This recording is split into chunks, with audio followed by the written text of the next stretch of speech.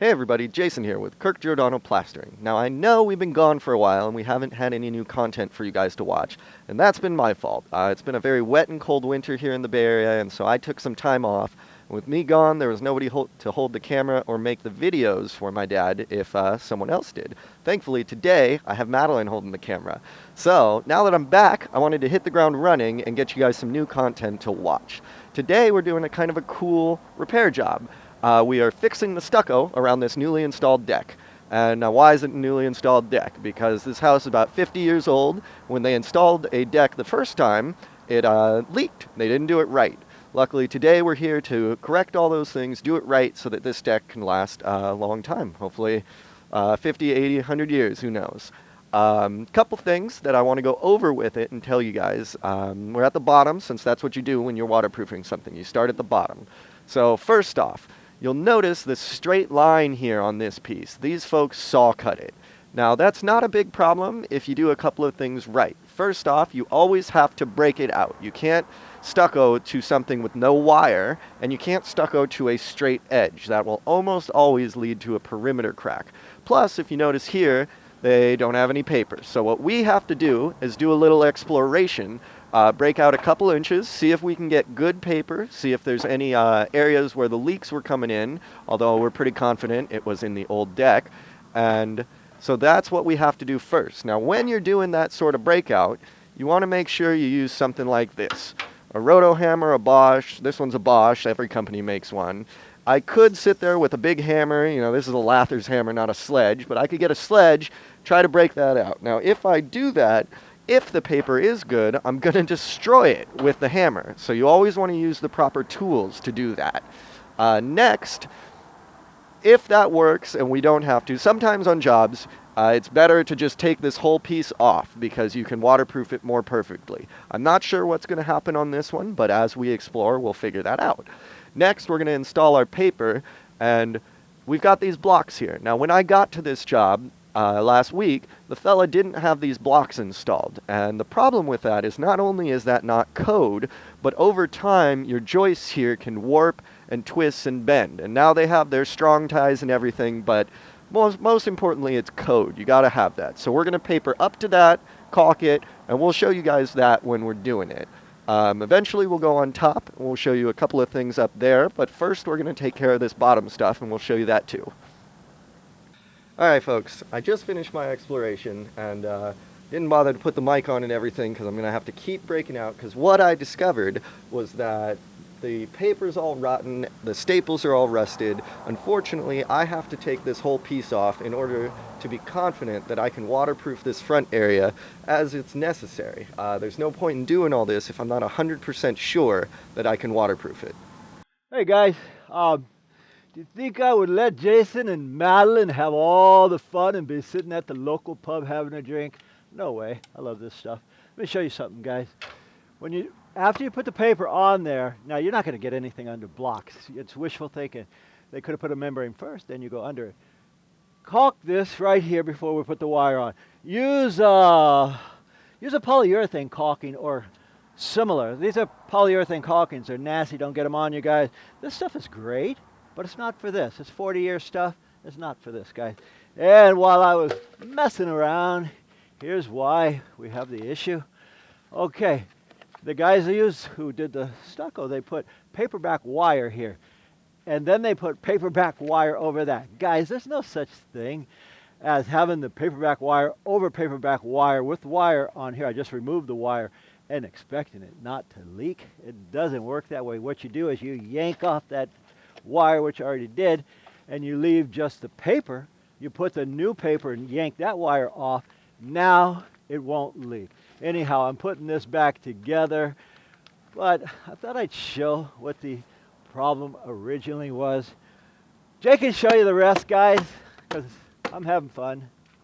Alright folks, we're on the top now. This is more of the fun part, and this is why this deck originally leaked before. When they built it the original time, they didn't have the proper flashings up here. Now what we're going to do is we've got this large L flashing with a drip edge. Now this part we put against the wall on these blocks and joists, and an important thing to think about is we have this thing called gravity. So we have to put a bead of caulking along this entire thing to seal this against the wall and prevent any water getting in. Now, in these spaces here between the joists, it's incredibly unlikely that the water will fall down, go up, and hit under these joists, or under the flashing on these blocks. But here on the joists, when the water goes through the deck, the floorboards, it can hit these and follow inwards into the wall. So we have to prevent that, and if we don't prevent that, then we're no better than the people who did it originally. So that's what we're doing here. Now we're doing this first because I have to, again, break this out. And if I break this out before doing this, it's going to get all dusty, and that caulking is not going to adhere to the wood. So we're going to install this, then I'm going to break it out, and we're going to lath it up, and we'll show you what it looks like when it's all done. Okay, guys, I'm going to show you. We did the lath here. Jay had the fun of breaking it all out. I get the fun of plastering it a little bit anyhow. Jay's going to do the upstairs. Madeline, my daughter, she's going to hock me some mud. That's a full bucket. Man, that's a heavy guy there.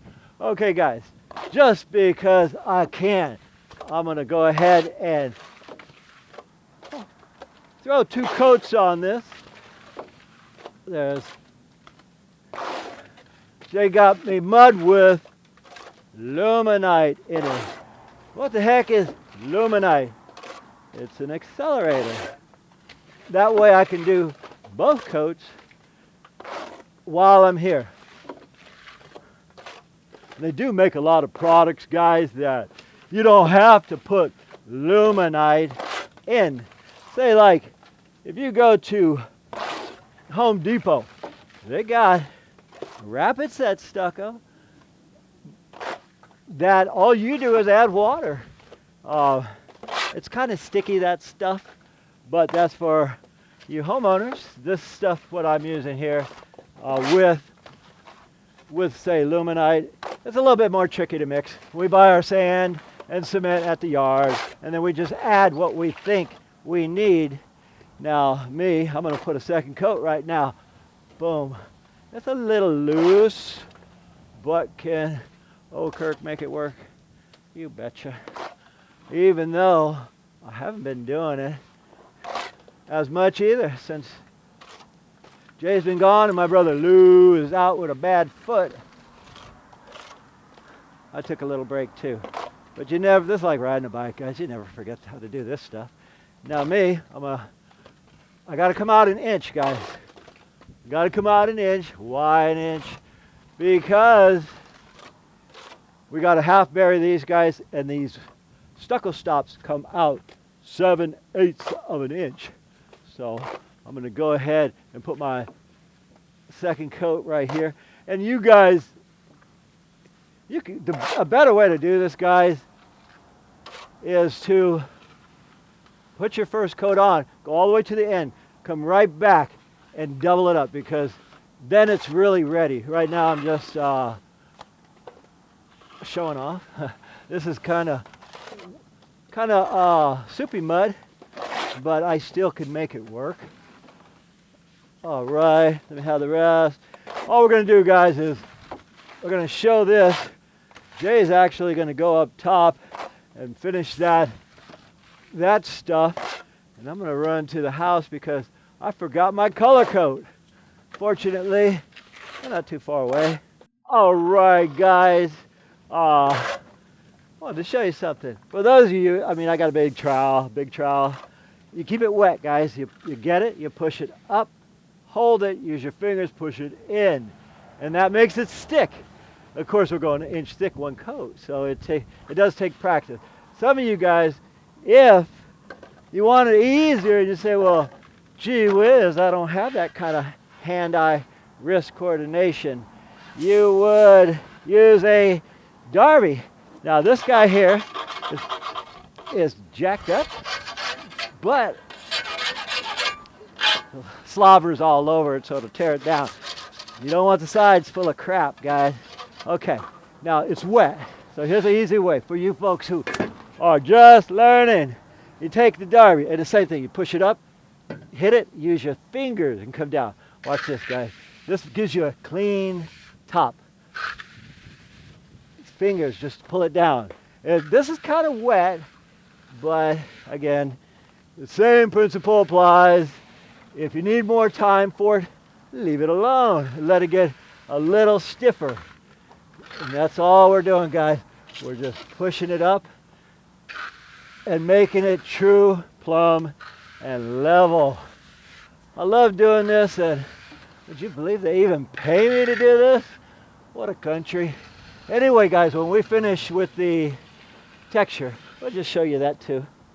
All right, folks, I just wanted to show you the final result. You can see that we matched the texture on the wall, but if, I don't know if the camera will show it, but around this door, they must have replaced this, I don't know, 20, 30 years ago, and somebody tried to match the texture that they had. You can see it all the way up, maybe you can't, but it's not quite right. But what we did is quite right. Now again, I don't know if the camera will show this, but can it show the texture on this side of the door versus this side of the door that we did? Not sure if that will show for you folks, but can you tell who did it? It's a trick question. Dad did one side, I did the other, but our textures are pretty identical. Everybody's got a fingerprint, so to speak. Every texture is kind of different, but he taught me, so ours are pretty similar. Anyway, the last thing I'll say is kind of funny. I've just put this board on, and I went to put this other one. There's one more piece that goes there. And you know what? The carpenters built this thing, and that board goes all the way to the wall. So I can't even put that in. They have to come back, rip it in half, and then they can put it in. But that's on them. They should have accounted for the stucco.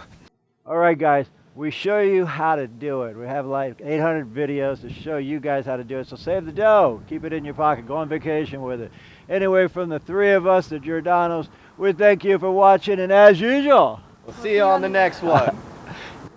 By the way, folks, my dad and I are now members of Amazon affiliates, so if you're looking to buy any of the plastering or construction tools you've seen in our videos and you want to support us in the process, you can check the links below our video, or you can go to our website and get them there. If you have any other questions for tools we don't have linked, email us direct and we'll respond to you then. once again, folks, we thank you for watching, and I really enjoy all your comments.